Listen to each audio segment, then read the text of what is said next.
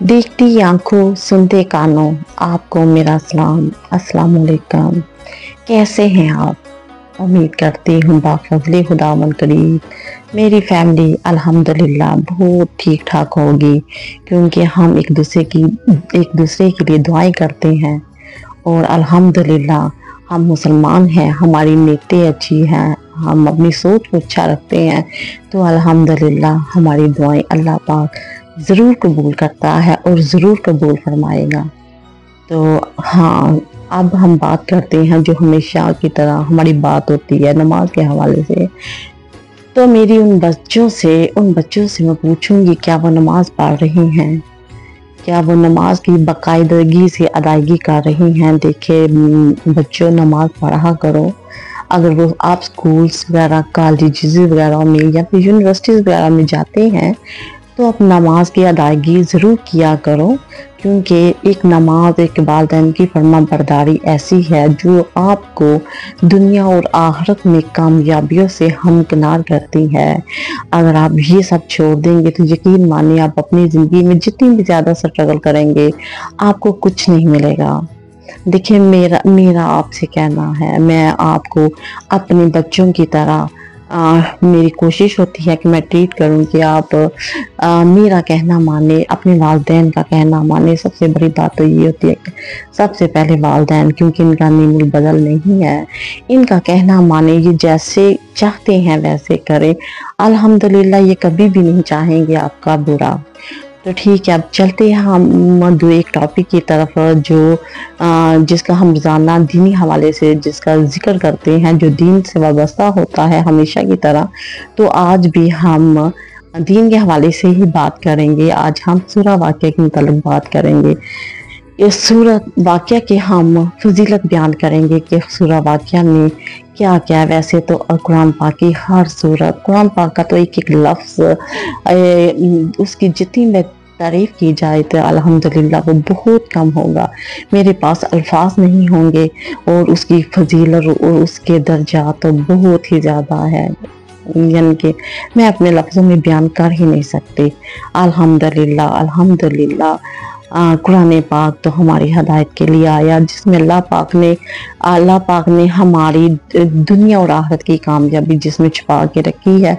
अगर हम उसको तर्जमे के साथ तफसीर के साथ पढ़ें तो अल्हम्दुलिल्लाह हम समझते हैं कि हम कभी गुमराहियों की तरफ नहीं आएंगे, कभी गुनाह की तरफ नहीं आएंगे।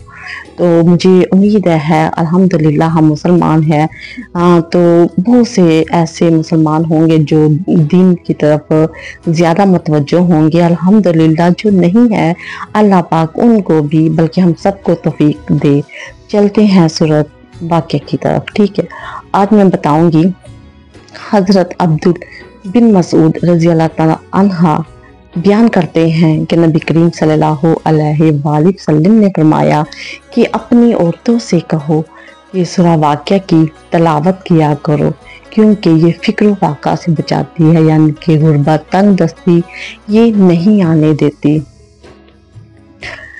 एक दफ़ा हज़रत अब्दुल बिन मसूद के शागिर्द ने भी बयान किया कि उन्होंने कहा कि हज़रत अब्दुल्ला बिन मसूद ने अपनी लड़कियों को हुक्म देते कि रात को सूरा वाक़िया की तलावत किया करो, ये कभी भी गरीब होने नहीं देती।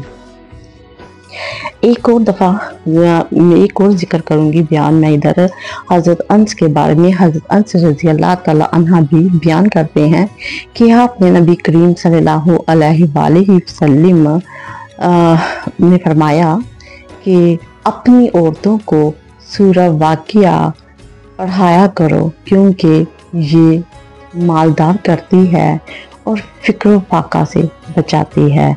अल्हम्दुलिल्लाह मेरे ख्याल से बहुत से ख़वातीन ऐसी होंगी जो अल्हम्दुलिल्लाह सूरा मुल्क और सूरा वाक़िया और यासीन वगैरह ये सूरतें तो मामूल होती हैं। मेरे ख्याल से ये तकरीबन हर घर में पढ़ी जाती है।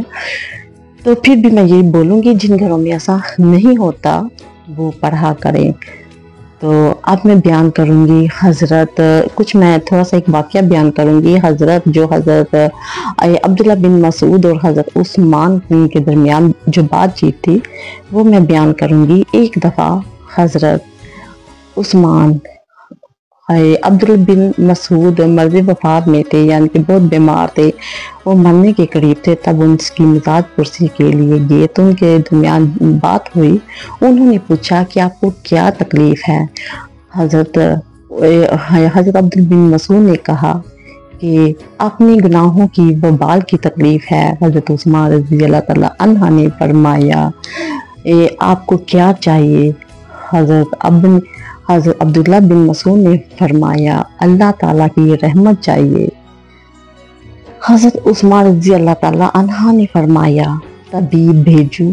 حضرت عبداللہ بن مسعود نے کہا طبیب نے بیمار کیا ہے؟ پھر حضرت عثمان نے کہا کہ آپ کو کچھ رقم بھیجتا ہوں جو آپ کے اخراجات میں کام آئے گی۔ تو حضرت عبداللہ بن مسعود نے کہا اس کی ضرورت نہیں۔ حضرت عثمان نے کہا یہ آپ کی بیٹیوں کے لیے کام آئے گی۔ حضرت عبداللہ بن مسعود نے کہا تم کیا خیال ہے تمہارا کہ میری بیٹیاں میرے بعد فکر و فاقہ میں زندگی بسر کریں گی؟ ایسا کچھ نہیں ہے، کیونکہ میں اپنی بیٹیوں کے درمیان ایک چیز ایسی چھوڑ کے جا رہا ہوں جو انہیں کبھی فکر و فاقہ کی طرف آنے ہی نہیں دے گی۔ تو جانتے ہیں وہ کیا؟ وہ سورہ واقعہ ہی تھی۔ وہ ان کو دیکھیے، یہ بات میں کہوں گی کہ سورہ واقعہ دیکھیں کتنی اس کی فضیلت ہے، کتنا اس کے بارے میں بتایا گیا ہے ہمارے نبی کے، کتنی اس کی فضیلت ہے، کتنا اس کے بارے میں بتایا گیا ہے۔ ہمارے نبی کریم صلی اللہ علیہ وآلہ وسلم نے فرمایا ہے کہ اس کے پڑھنے سے دیکھیں کتنی تنگ دستی ہے جو ختم ہو جاتی ہے۔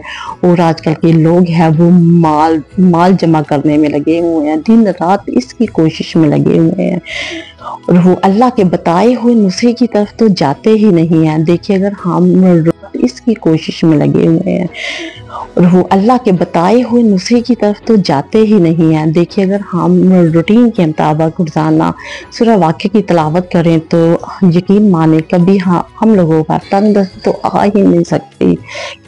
کیا ماحول ہے آج کل، ہم سب کے گھروں کا، بچے اٹھتے ہیں اسکولوں کالجز وغیرہ میں، یونیورسٹیز وغیرہ میں جاتے ہیں، اٹھتے ہیں بناؤ سنگار کرتے ہیں تو چلے جاتے ہیں، واپسی پہ آتے ہیں، کھانا کھایا آ کر پھر انٹرنیٹ پہ دیکھیں، یہ ساری غفلت کی چیزیں ہیں۔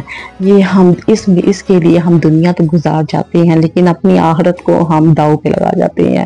دیکھیں یہ تو دائمی زندگی ہے، غیر دائمی یہ تو غیر دائمی زندگی ہے، ہم نے تو دائمی زندگی کے لیے کی طرف لوٹ کے جانا ہے۔ کتنی عمر ہے ہماری، کتنی عمریں ہیں، جبکہ آپ تو یہ جانتے ہیں نبی کریم صلی اللہ علیہ وآلہ وسلم کی امت کی عمر کتنی کم ہے، کوئی 50 60 70، اس سے زیادہ تو کوئی آگے بڑھ ہی نہیں رہا۔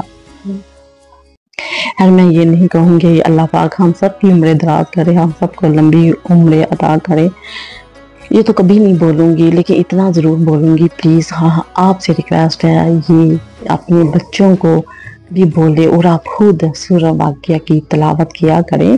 سورہ واقعہ کے متعلق میں جتنا بیان کروں گی وہ بہت کم ہوگا، تو لیکن لاسٹ میں آپ کے پاس یا میں سمجھتی ہوں میرے پاس اتنا ٹائم نہیں ہوتا کہ میں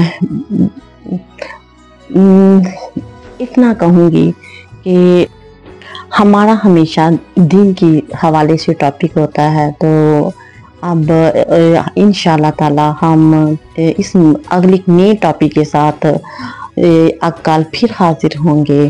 تو لیکن لاسٹ میں میرا ایک میسیج ہوتا ہے بچوں کے حوالے سے ہمیشہ یہی کہ آپ اپنے والدین کی خدمت کریں، بہت زیادہ خدمت کریں۔ دیکھیے آپ جتنی مرضی اپنی زندگی میں سٹرگل کر لے، جتنی مرضی جدوجہد کر لے، اگر آپ والدین کے نافرمان ہیں تو یقین مانے آپ کی کامیابیاں بیکار ہے، آپ کامیاب کی طرف جا ہی نہیں سکتے۔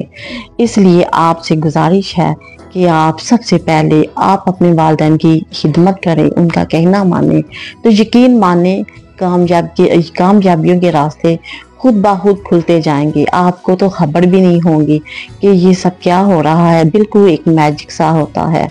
تو ٹھیک ہے، مجھے امید ہے الحمدللہ ہم مسلمان ہیں، اچھی باتوں پھیلانا صدقہ جاریہ ہے۔ میں امید کرتی ہوں میری یہ ساری باتیں آپ دوسروں تک بھی کنوے کریں گے، کیونکہ اچھی باتوں پھیلانا صدقہ جاریہ ہے۔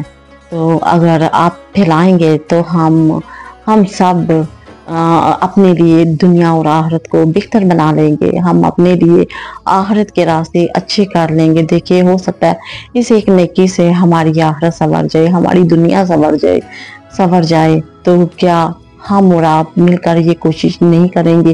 کیا آپ اور ہم سب یہ مل کر نہیں چاہیں گے کہ ہماری آخرت اچھی ہو؟ الحمدللہ مجھے امید ہے انشاءاللہ ہم سب کی یہی کوشش ہے، مجھے امید ہے۔ دیکھیے، یہ بھی بات ہوتی ہے کہ آپ کمنٹس میں مجھے بتایا کرے۔